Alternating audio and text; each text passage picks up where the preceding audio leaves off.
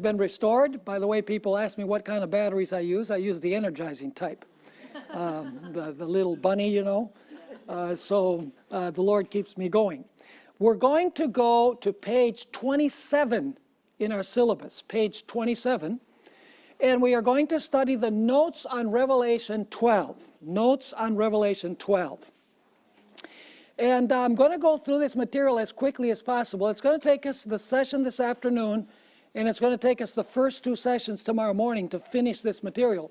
But Revelation 12 is foundational to Revelation 13 and Revelation chapter 17. So we are going to take our time in studying this material. Now, in Revelation chapter 12, we have three centers of focus. Three centers of focus. And when we have our prayer, we are going to take a look at those three centers of focus. The rest of our time together, today and tomorrow, when we study this material, is going to be on these three centers of focus. So let's bow our heads for a word of prayer. Father in heaven, we thank you that we're able to gather together again to study this lesson. We ask for the guidance of your Holy Spirit. Give us clarity of thought. Help us to understand the deep things of God. And we thank you for your presence with us and for being answering our prayer, because we ask it in the precious name of Jesus. Amen. As I was mentioning, Revelation chapter 12 has three centers of focus, and you have it in your material. Number one, Revelation 12, 1 through 5, is amplified in Revelation 12, verses 7 through 12. In other words, Revelation 12 is not in chronological order. The events don't transpire one right after the other throughout the course of the chapter. The chapter has three repetitive cycles, where what you have at the beginning of the chapter is amplified later on at the end of the chapter. So in Revelation 12, 1 through 5, you have an amplification of that in Revelation 12, 7 through 12. And the center of focus in those verses is the child. And he doesn't stay a child forever. It's the child who is later caught up to God and to his throne. In other words, the center of focus is Jesus in chapter 12, verses 1 through 5 and verses 7 through 12. Only verses 7 through 12 are an amplification of verses 1 through 5. Then the second central focus of the chapter is Revelation 12, verse 6. And that verse is amplified further in Revelation chapter 12, verses 13 through 16.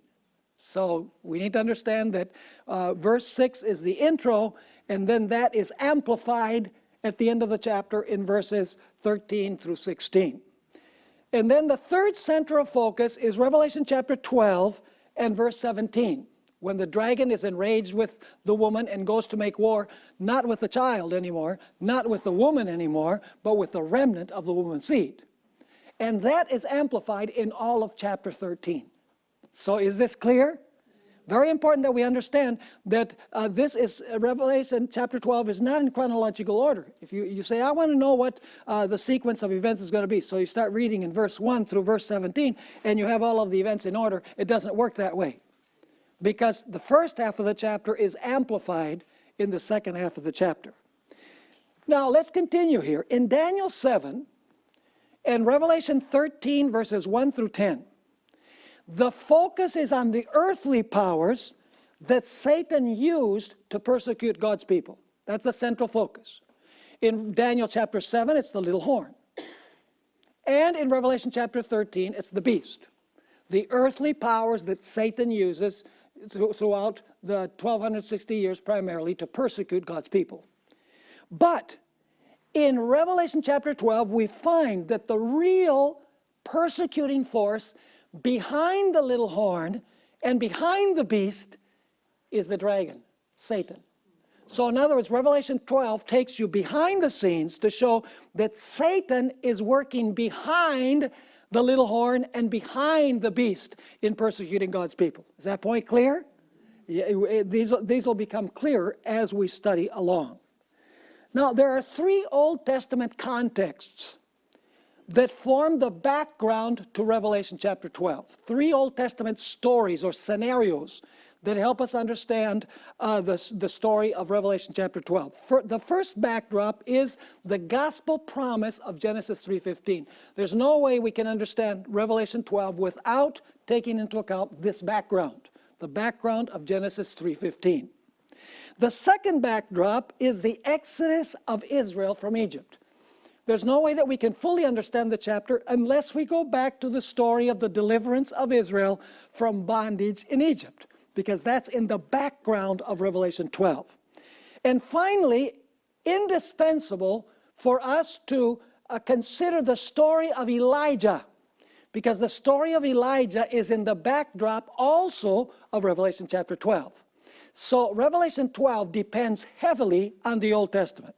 It depends on Genesis 3:15, on the exodus of Israel from Egypt, the story of Elijah, and we're also going to notice that it depends on the little horn prophecy of Daniel chapter 7. So we need to keep that in mind as we study Revelation chapter 12.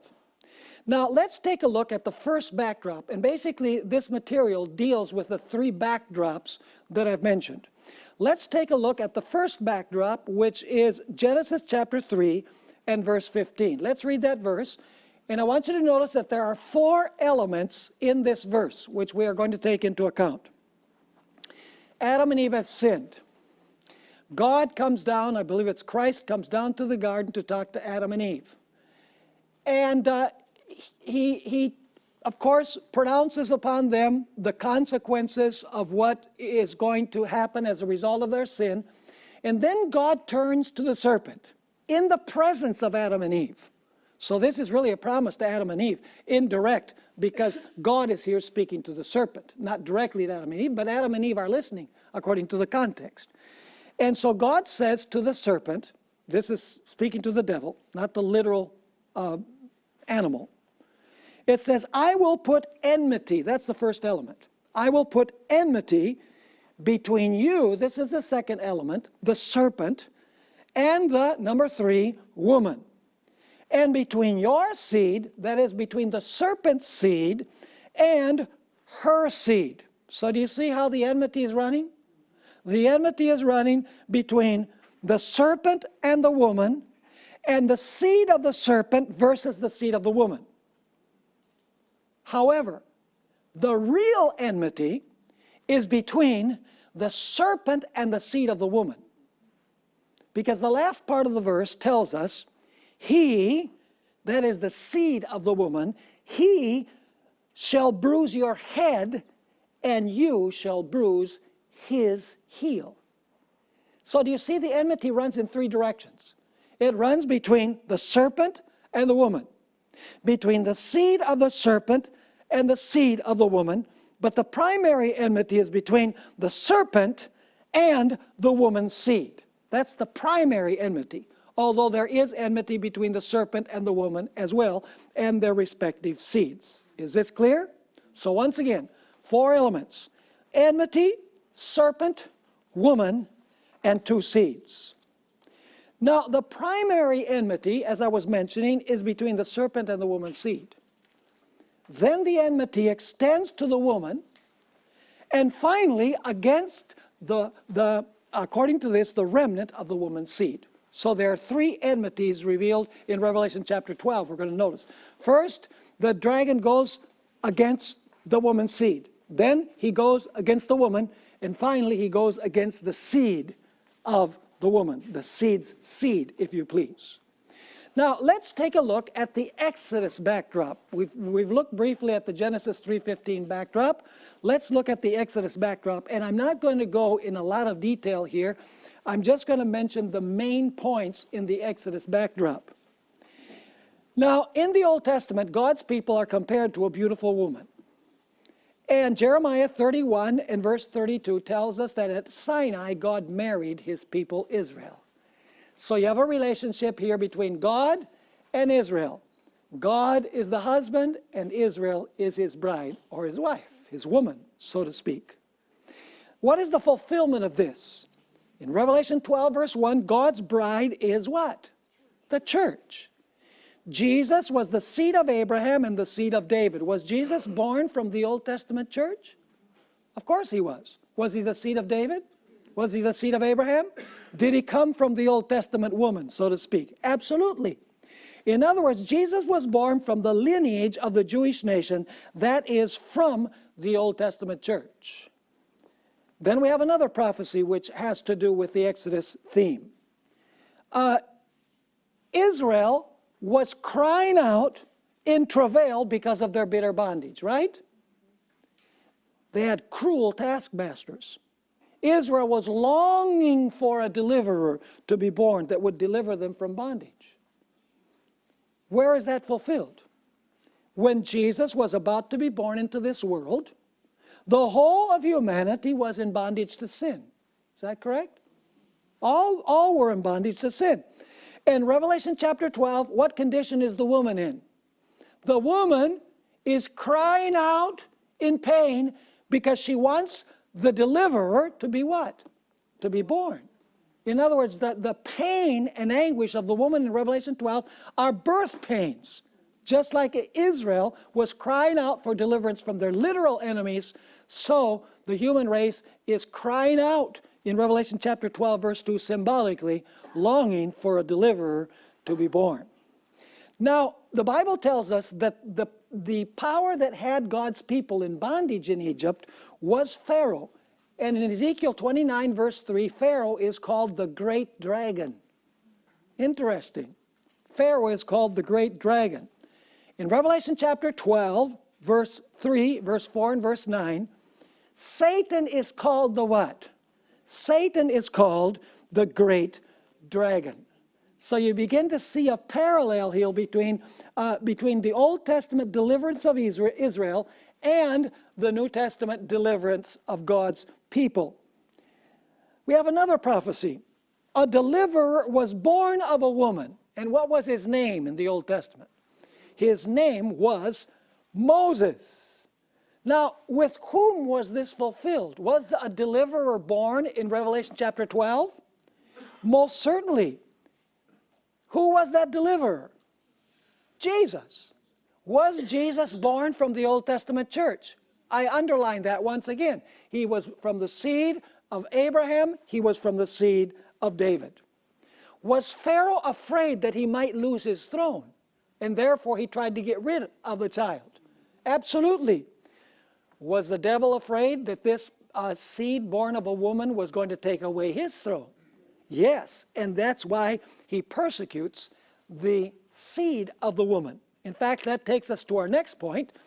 At the top of page 29, Pharaoh killed all of the infants in order to get rid of the deliverer. Do we find that repeated in Revelation chapter 12?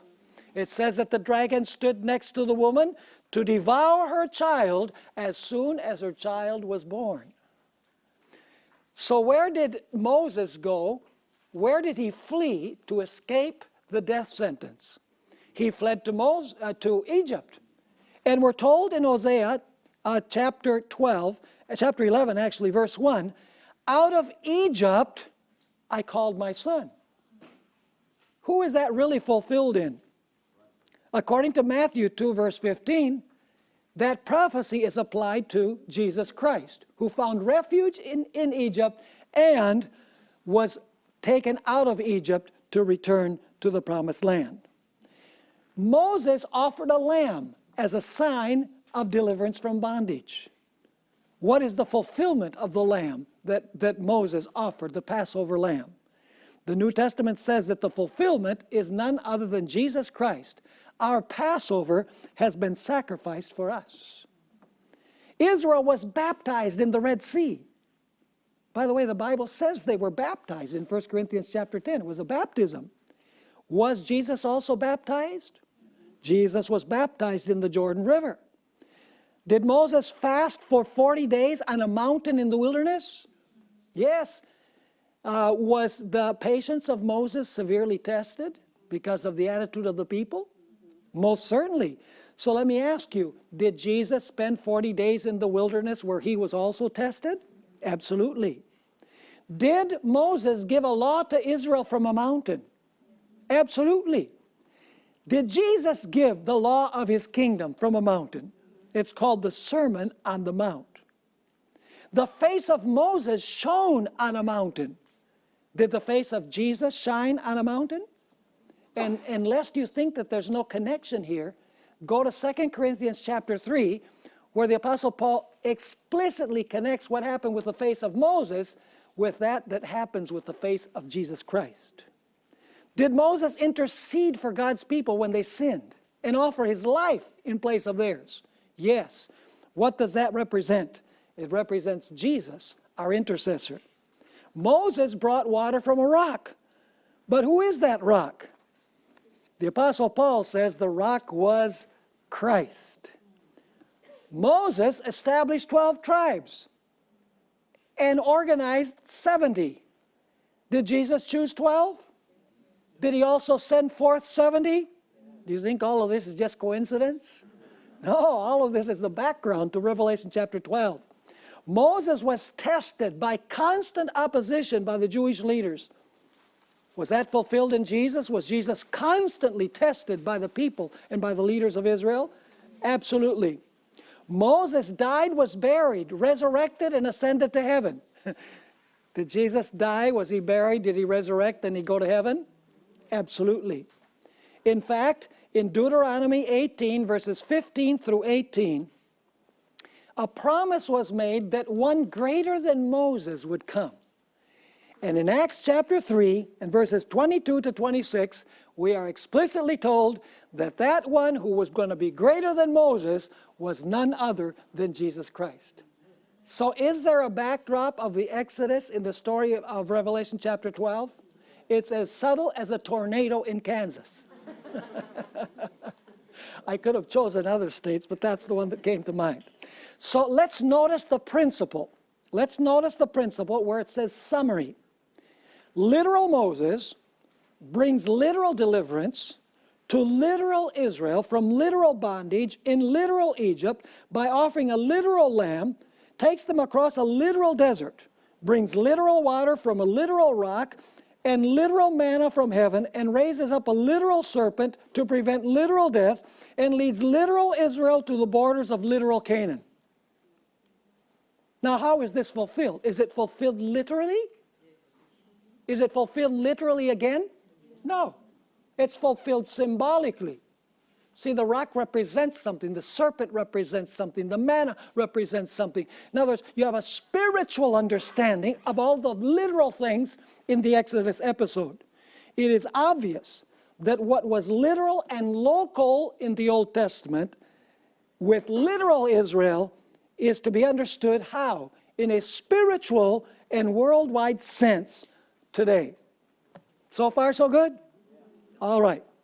Now let's notice a little more carefully the four elements that we find in Revelation 12. We've mentioned them in Genesis 3:15, but now let's go to Revelation chapter 12 and verse 1. Here we are introduced to the woman. Now a great sign appeared in heaven. A woman clothed with the sun, with the moon under her feet, and on her head a garland or a crown of 12 stars. So we have a woman. Now, what does a woman represent in prophecy? It represents the church. But the big question is, when John sees this woman, does this woman represent the Old Testament church, or does this woman represent the New Testament church? The answer is that it represents the Old Testament church. And you say, why does it represent the Old Testament church? Simply because when John sees the woman, the child had not been born yet. Let me ask you a dumb question. Who exists first, the woman or the child? I told you it was a dumb question. The woman exists first, right? And then the child comes from the woman.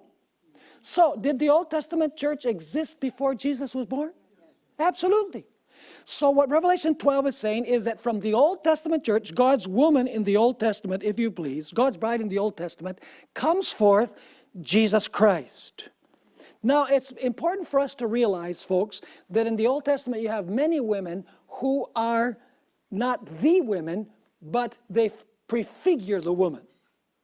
And we have seeds that women have, and they prefigure the seed, but they are not the fulfillment to the seed as such. Now, we need to ask the question, we know what the woman represents. It represents the Old Testament church. What does the sun represent and the moon? Because it says that she's clothed with the sun, she has the moon under her feet. Well, the fact is that the Bible says very clearly that the sun is the greater light, and the moon is what? The moon is the lesser light, we're told in the book of Genesis. Now you say, why is this important? Let me ask you, who is the greater light? The greater light is Jesus Christ. I know we usually say that it's the Bible, but the Bible gives witness to Christ. See, the greater light is Jesus. So the sun represents the fact that this is the church of God. He's going to talk about the time of fulfillment. Let me ask you, where does the moon get its light? From the sun. It's reflected light.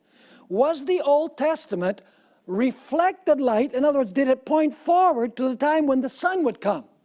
Absolutely. So the moon represents the Old Testament, which is a shadow which reflects the light, the glorious light of the gospel age when Jesus comes to this world. Now, you'll notice that there's only one woman in Revelation chapter 12. You know, dispensationalists, you know what dispensationalists mean, right? They're futurists. They believe that God has two mutually separable people. God has literal Israel as his people in the Old Testament, and then he sets aside his plan for his first woman, Israel, and then he comes and implements his plan for the church, or for the Gentiles. So God has two mutually separable peoples with separate plans for each of them. Revelation 12 totally obliterates that idea. Because in Revelation chapter 12, we find that there's only one woman in all ages. The woman exists in the Old Testament period, and then it brings Jesus into the world. And then we're told that afterwards, the woman flees to the wilderness for 1,260 years. Is it the same woman in the Old Testament and when the church flees in the New Testament? It is the same church. There are not two mutually separable peoples. There is one people of God throughout all ages. And by the way, there is only one Messiah for both. And there's only one dragon who wants to destroy both of them. So we know what the woman represents, the Old Testament church, when John first sees her. Later on, she becomes the New Testament church when she's persecuted. We know in the story what the sun represents. It represents the coming of Jesus when he's going to be born. And the moon represents the Old Testament system that is a reflection that points people's eyes towards the rising of the sun. What is represented by the 12 stars on the head, on the crown of this woman? Well, we don't have to guess. The 12 stars on her crown represent, in the Old Testament, the 12 patriarchs, the 12 sons of Jacob. Were they the founders of Israel, the 12 sons of Jacob? Yes. In fact, you have references for all of these. I'm not reading them here because I want you to catch the global picture. You have it in your syllabus and you can read all these texts. That's why we give you from 4 o'clock on free, so that you can go and you can look up all of these verses. I hope that you will do it because there's a lot of material here that we're only covering in principle. So the 12 founders of Israel are the 12 stars when the woman is in the Old Testament stage. Incidentally, you remember the story in Genesis chapter 37, verses 9 and 10, where Joseph had this dream of the sun, the moon, and the stars. And he said 11 stars were bowing before him. Who was the 12th star in that story? Joseph, because there were 12 brothers. And they're spoken of as stars. So that's where this idea comes from, that the 12 stars represent the founders of Israel. But how many apostles did Jesus establish? He established 12. What is Jesus trying to teach? He's saying that the 12 apostles continue the legacy of Israel.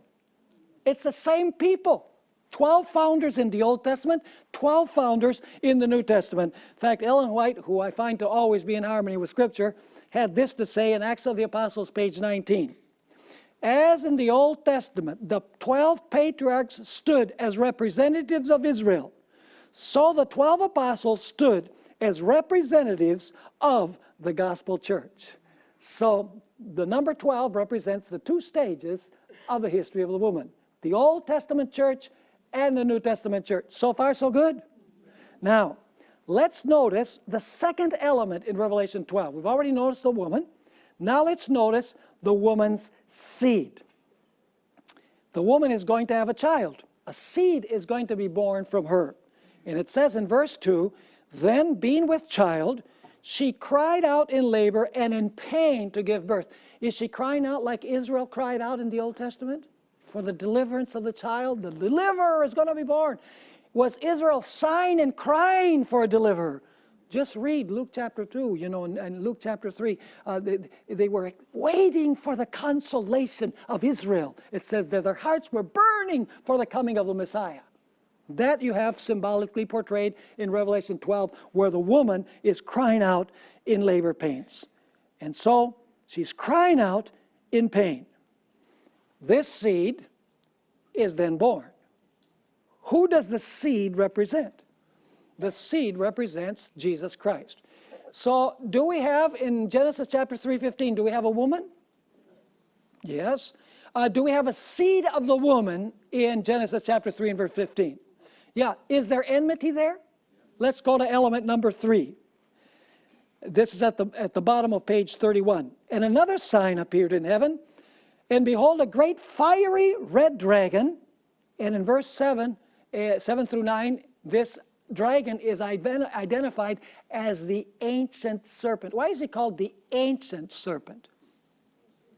It's saying, hello, Genesis 3:15. It's the same serpent of the past. And so it says, and another sign appeared in heaven. Behold, a great fiery red dragon. Why is it fiery red? It must be communism, right? Or perhaps it's the Republican Party. Just kidding. No, in the Bible, red represents bloodshed. This is a violent dragon who wants to kill. The context says so. It says it has 7 heads and 10 horns and 7 diadems on his heads. Now, what does the dragon represent? Let me ask you, does this dragon have a seed? Who is the dragon's seed at the birth of Jesus? Herod. Are you following me? Who tried to kill Jesus? You said Herod. I thought it was the dragon. Did it say it was the dragon? It was Satan working through his seed, through Herod. Are you following me or not? And let me ask you, who was the person who brought Jesus into the world? Mary. Are you following me? Now, let's notice what Ellen White had to say about this. This is a statement that is found in Great Controversy, page 438. The line of prophecy in which these symbols are found begins at Revelation 12. Begins with the dragon that sought to destroy Christ at his birth. The dragon is said to be Satan. He it was that moved upon Herod to put the Savior to death. But now notice, but the chief agent of Satan, see that's his seed, right? Is in making war upon Christ and his people during the first centuries of the Christian era was the Roman Empire, in which paganism was the prevailing religion. Thus, while the dragon primarily represents Satan, it is, in a secondary sense, a symbol of what? Pagan Rome. And you know, we could go back to the Old Testament. Who killed Abel? We always say Cain killed Abel. But if you go, and that's true, by the way, but Cain is an instrument of someone else. Because 1 John 3:12 says, not as Cain, who was of the wicked one and killed his brother. So you see, behind the visible agent is the dragon, Satan. So can the dragon represent Satan? Yes. Can it represent Rome? Yes. It's the seed of the dragon who is doing this. Now, is element number 4 there as well? Enmity. See, we've noticed that there's a woman. We've noticed that there is a woman's seed. We've noticed that there's a serpent's seed. We've noticed that there's a serpent. Is there enmity here? Of course there is.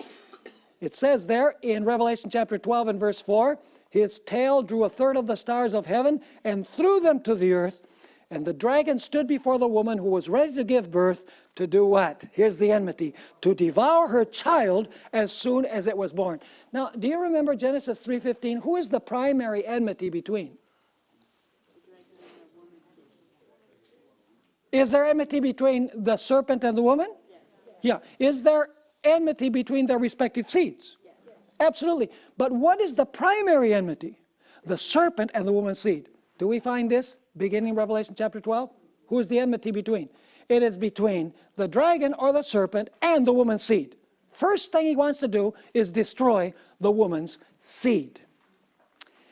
Now, let's say a few things about Revelation 12, 3 and 4, and verses 7 through 12. And I'm going to follow this quite closely. It's a little bit complex, but I think we'll be able to understand it. It is common in the book of Revelation to present the broad sweep of events and group them together. In other words, without any time interval between one event and the other. Let me give you some examples. In Revelation 8, verses 3 through 5, you don't have to look it up, but in Revelation 8, 3 through 5, there is an angel who's standing with a censer in his hand, and then he throws down the censer, and the temple is filled with smoke.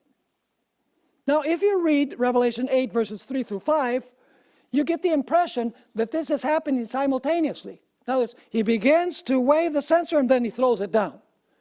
But when you carefully examine it, you notice that this is the introductory passage that gives us 2 points of time. It gives us a point of time when the intercession began, and it goes forward to the time when intercession ends, when the censer is thrown down. Now, when you read the introductory passage, it seems like one event follows the other immediately. But the verses are simply giving you the broad sweep, the total picture, and then after that, it's going to give you the details between one event and the other event. Are you following me? Also, Revelation chapter 13 and verse 11.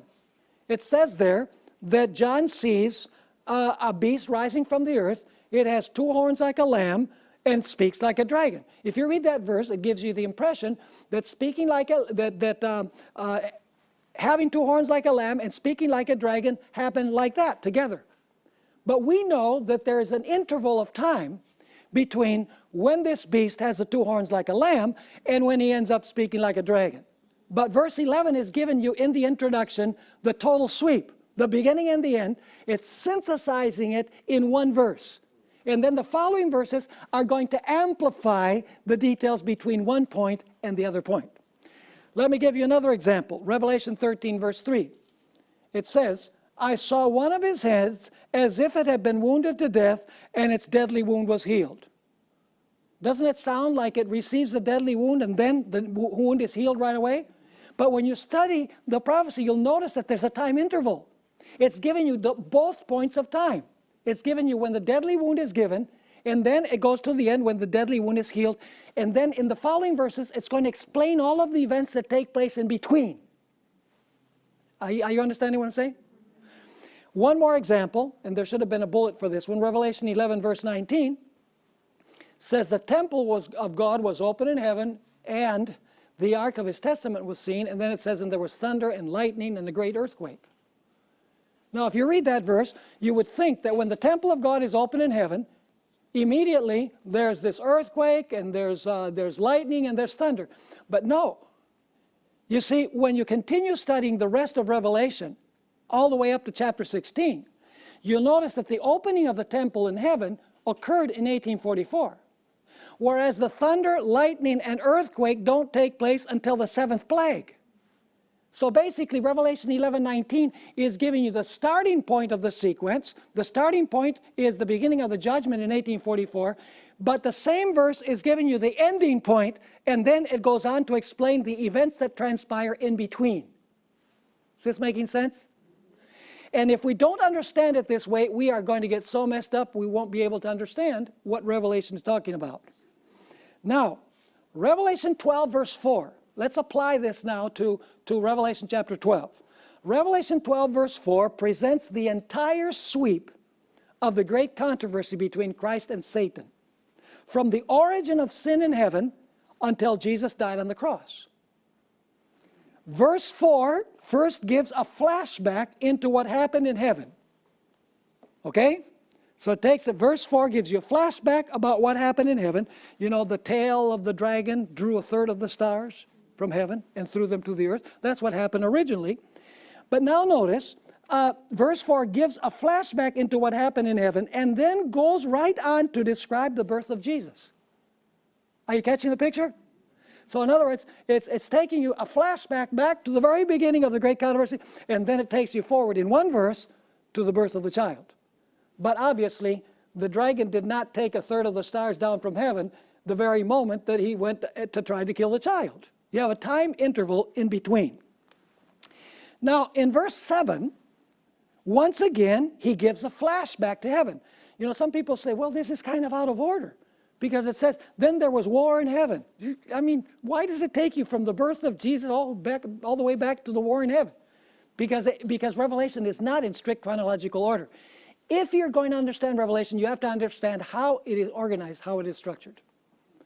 And the structure of Revelation is complex. You know, a few years ago, I prepared a syllabus called The Wise Shall Understand, where I deal with the intricate literary structure of Revelation. It's amazing. No human mind could have devised the book of Revelation the way it's written. It is too intricate. It is too perfect. It's amazing. So I want you to notice here in verse 7, once again, he gives a flashback to heaven and then deals with events after the ascension of Jesus. So are you seeing what's happening here? Goes back to heaven in verse 4, then he goes to the birth of Jesus. Then he goes back to heaven, and then he goes to the ascension of Jesus. So verses 3 and 4 are picked up later on in verses 7 through 10 to describe events that take place at the ascension of Christ. So basically, in verse 7, once again, he gives a flashback to heaven and then deals with the events after the ascension of Jesus. So verses 7 through 10 take us a little further forward than verse 3 and verse 5. Because verse 3 and verse 5 takes us only to the birth of Jesus, whereas verses 7 through 12 take us to the ascension of Christ. Is this making sense? Good. The structure of Revelation 12, 3 and 4 is to be understood in the following manner. Here's the summary. Focus on Christ's birth, first of all, verses 3 and 4. First of all, you have a flashback. Before creation, in heaven, the dragon, by his lies, swept 1/3 of the angels, of Christ's angels, from heaven. Is that the original event? Yes. What is the historical event that comes later on? Satan stood before the woman when Jesus was about to be born. So one verse tells you about the origin of this controversy, and the other one of the time when Satan is going to attempt to try and slay the seed. Now, I want you to notice in Revelation chapter 12, verses 7 through 12, you have the same basic idea.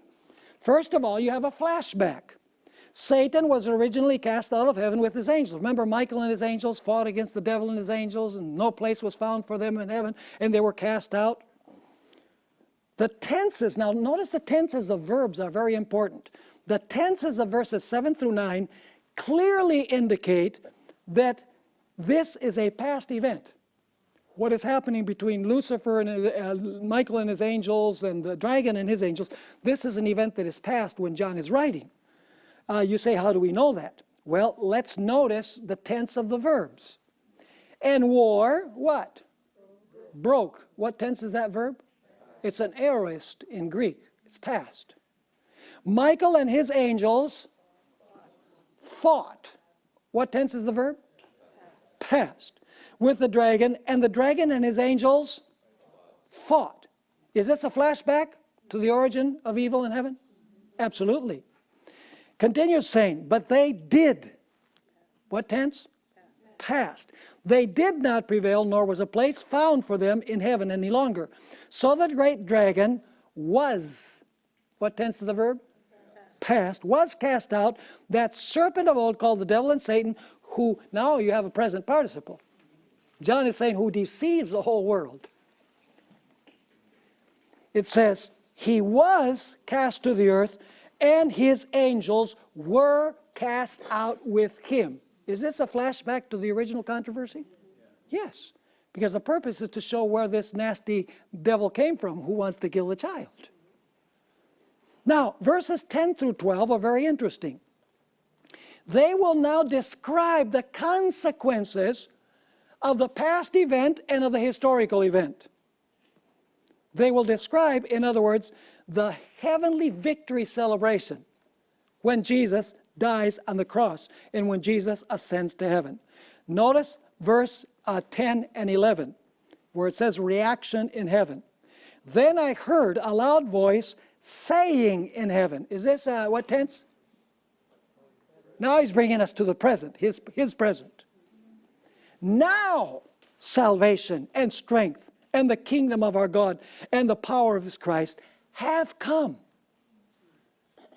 For the accuser of our brethren, who accused them day before our God day and night, has been cast down. See, once again it goes to the past tense.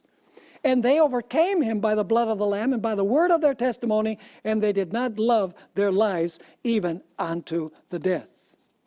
Now I'm going to skip the following two statements that we find on page 33. Let's go to the top of page 34. You have the reaction in heaven. Are you following me or not? So basically what is happening is Jesus is born. We have an explanation that the dragon who drew a third of the stars in heaven is going to try and kill the child. Then in verses 7 through 10, we have, once again, going back to the origin of the controversy, and then you have the ascension of Christ and the victory of Christ at the cross, carrying us forward. Now, notice Revelation chapter 12 and verse 12. Therefore rejoice, O heavens, and you who dwell in them. But now notice, heaven is to rejoice, but what are the earthlings supposed to do? Woe to the inhabitants of the earth and the sea, for the devil has come down to you having great wrath, because he knows that he has but a short time. Very, very interesting reaction in heaven. So, is the meaning of Revelation 12, 1 through 5 clear in your mind? But now we need to go to the second division of Revelation chapter 12. The first division of Revelation chapter 12 is chapter 12, verses 1 through 5, which deal with the persecution against the child, with the flashbacks into heaven, and verses 7 through 12, which takes us to the flashback in heaven, and then to the ascension and victory of Christ. But now we need to notice that there's a next stage. The devil was not able to kill the child. He was not able to gain the victory over the child. So now who is he going to go after? He's going to go after the woman. Let's notice the next section in our material, Revelation 12, verse 6 and 13 through 15. Remember, verse 6 is repeated in verses 13 through 15 with additional details. So we need to link verse 6 and verses 13 through 15, and it'll become obvious that we have to do this as we study along. Now, Revelation 12, verse 6 is amplified in Revelation 12, 13 through 15. The devil first wanted to get rid of whom? Of the child. That's what we just studied. When the child escaped, then he goes after the mother of the child. He goes after the woman, in other words. And then finally, when God provides refuge for the woman to escape the ire of the serpent goes against whom? Goes against the remnant of her seed. Now that expression, the remnant of her seed, has been misunderstood. You know, we've said that the remnant of her seed are the last remaining saints that exist in the world. They're the remnant, like the last piece on a roll of material. But really, the seed has already been identified in Revelation chapter 12, hasn't it? Who is the woman's seed? Jesus, right? Clearly, it's explained that the seed of the woman is Jesus. So who is the remnant of her seed? It is the remnant of Jesus. The remnant of Jesus. The last remaining portion of the church of Jesus Christ. Now, Three Old Testament contexts we need to take into account when we deal with Revelation chapter 12, Genesis 3:15, and additionally, we need to deal with Daniel 7 and with the Elijah story. And we're going to dedicate quite a bit of time to these contexts. Now let's read verse 13 through verse 16, through verse 15. It says, "Now when the dragon saw that he had been cast to the earth, he persecuted the woman who gave birth to the male child." So his wrath is now being focused against whom? Against the woman that brought the child into the world.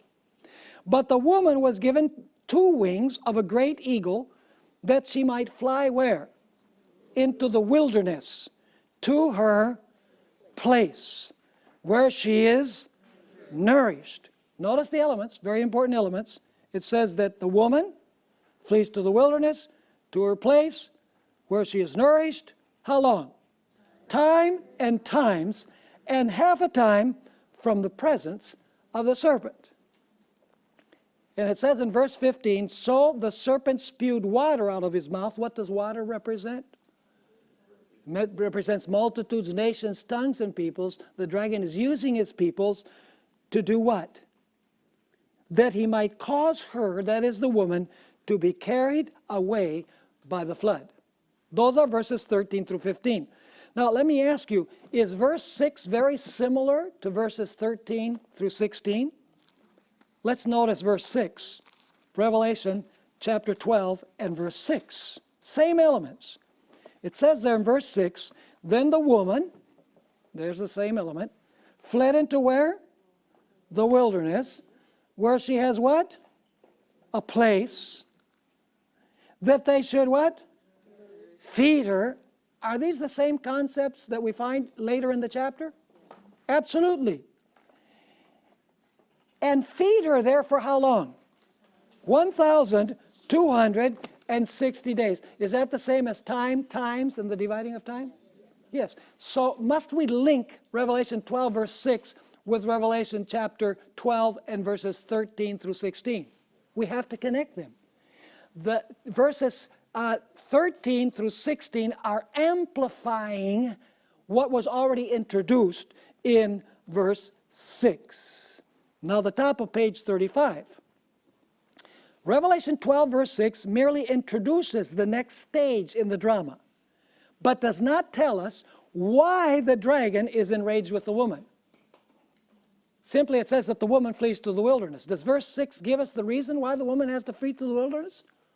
Does it say the dragon is persecuting the woman? No, it says the woman flees to the wilderness. So the question is, why does she have to flee to the wilderness? Well, verses 13 through 15 give us the reason. They say that when the dragon saw that he had been cast out of heaven, by the way, that happened at the cross as well. Did you know the devil was cast out of heaven at the cross? In fact, in John chapter 12, verses 10 through 12, Jesus was referring to that when he said, "Now is the judgment of this world. Now the prince of this world will be cast out." Now, and he was referring to his death on the cross. He was not physically cast out of heaven, but he was cast out of heaven as the representative of this world. And the sympathies of the heavenly beings were taken away from him when they saw the way that Satan treated Jesus in Gethsemane and on the cross. He was cast out of heaven in the sympathies of the heavenly beings and as the representative of the worlds. He could not go to the heavenly council like he did in the book of Job. He was excluded from representing this world because Jesus became the new representative of the world. Now, a comparison of Daniel 7:25 and Revelation 12:6 and 14 reveals 3 things. Number 1, the woman represents the saints of the Most High.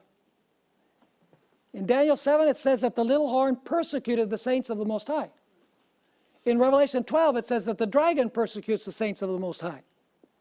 So the question is then, who is the woman that is in Revelation chapter 12? Well, Daniel 7:25 says that it's the saints. Revelation chapter 12 says it's the woman. So who is the woman? The woman are the saints.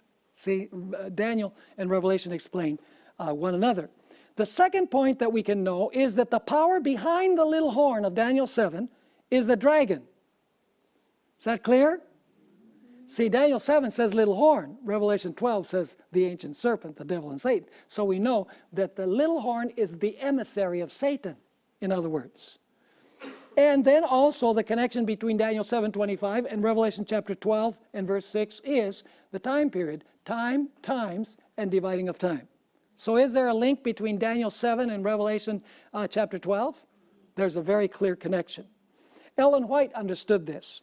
In Great Controversy, page 439, she stated, for 40 and 2 months, the 40 and 2 months are the same as the time and times and the dividing of time. 3 years and a half, or 1,260 days of Daniel 7. The time during which the papal power was to oppress God's people. This period, as stated in preceding chapters, began with the establishment of the papacy in AD 538 and terminated when? Terminated in 1798. You know, some people are trying to reinterpret this time period. They're saying that the 42 months are future. That the times, and dividing of time are future. It's going to be literal time. It's not going to be symbolic time. There's no basis in the spirit of prophecy for such an idea. She says the 42 months and the 1,260 days represent the same period, 538 to 1798. We need to be careful not to insert into prophecy that which is not there, because what it does is it ruins the chain of Bible prophecy, the sequence of events. Now, let's notice Revelation 12, 13 to 15. This is where verse 6 is amplified. Now we're going to discover the real reason why Satan goes after the woman. Verse 6 didn't tell us. Verse 6 simply said that the woman fled to the wilderness. She has a place prepared. There she's nourished for times of the dividing of time. But it doesn't tell us, why did the woman have to flee? Does it have anything to do with the dragon? Well, verses 13 through 15 now amplify and explain. We're going to find in verse 13 that when the dragon saw that he had been cast out, that's the reason, he persecuted the woman who brought the male child into the world. So what is it that enraged Satan? The fact that he had been what? Cast out of heaven. Now notice this statement from Ellen White, Early Writings, pages 191 and 192. This is after Jesus resurrected from the dead. He's come forth from the grave a victor. I am the resurrection and the life. Satan again counseled with his angels, and with bitter hatred against God's government told them that while he retained his power and authority upon earth, their efforts must be tenfold stronger against the followers of Jesus. So he couldn't conquer Jesus, so now he's going to go after whom? The followers of Jesus. They had prevailed nothing against Christ, but must overthrow his followers. See Revelation 12 there? They were not able to conquer Christ, because Christ ascended to God and to his throne. So now they go after the followers of Jesus, represented by the woman. It continues saying, in every generation they must seek to ensnare those who would believe in Jesus. He related to his angels that Jesus had given his disciples power to rebuke them and cast them out, and to heal those whom they should afflict. And now notice this. And then Satan's angels went forth like roaring lions, seeking to destroy the followers of Jesus. Does that sound like Revelation chapter 12, where it says that, rejoice, O heavens, you who dwell in them. The accuser is gone. Hallelujah. No more accusations in heaven. The pest is out of here. But woe to the inhabitants of the earth and of the sea, for the devil has come down to you with great wrath, knowing that his time is short. What is it that inspired his wrath? The victory of Christ over him through his death and his ascension. Do you see the connection between verses 3 and 4, 7 through 12, with what we have in the following verses? There's a link and a definite connection. Now, verse 14, we just commented on verse 13. Verse 14 mentions that the woman is given 2 wings, the 2 wings of the great eagle. Now, what does that mean? This is a symbolism that is used in the exodus of Israel from Egypt. God says, I took you on eagle's wings. Now, an eagle is notorious for being swift, powerful, flies high, and protects its young like the apple of its eye. This is the same way that Jesus feels about his persecuted people. In fact, in Exodus 19, verse 4, God says, I took you on eagle's wings. I delivered you from the oppressor. I delivered you from he who had you in bondage to take you to the promised land. And then I want you to notice verse 15. This is a very significant verse. Verse 15. Are we doing well so far? You've been able to follow me along? We're going as fast as we can because we have so much material to cover. But notice Revelation chapter 12. Revelation chapter 12 has a very important detail that very seldom is ever touched upon. How many heads does this dragon beast of Revelation chapter 12 have? It has 7 heads. So how many mouths must it have? It must have 7 mouths if it has 7 heads. But now I want you to notice a very interesting detail that we'll pick up on when we deal with Revelation chapter 17. Revelation chapter 12 and verse 15. The woman has fled to the wilderness. She's sustained. She's fed there. And then it says, so the serpent, who is the same as the dragon, right? He's called the dragon, the ancient serpent, the devil, and Satan. And so the serpent is the same as the dragon. It says, so the serpent spewed water out of his mouth. Singular. How many heads are functioning at a given time? 1. Even though this dragon beast has 7 heads, only one of them is spewing water out of its mouth. Remember, just keep that in mind because we're going to see that this is very significant. In Revelation chapter 13, how many heads does the beast of Revelation 13 have? The beast that comes from the sea. 7 heads. And yet it says, I saw one of his heads as though it had been wounded to death. So the point is that only one of the 7 heads is functioning at any given time, is spewing waters of persecution out. Are you understanding me? Actually, we're going to see that the 7 heads represent the 7 consecutive powers that rule, beginning with Babylon and ending with the restoration of the papacy at the end of time. They are stages in which God's people were persecuted. And only one power is actually doing that at a time, not all 7 doing it at the same time. We'll deal with that a little bit later.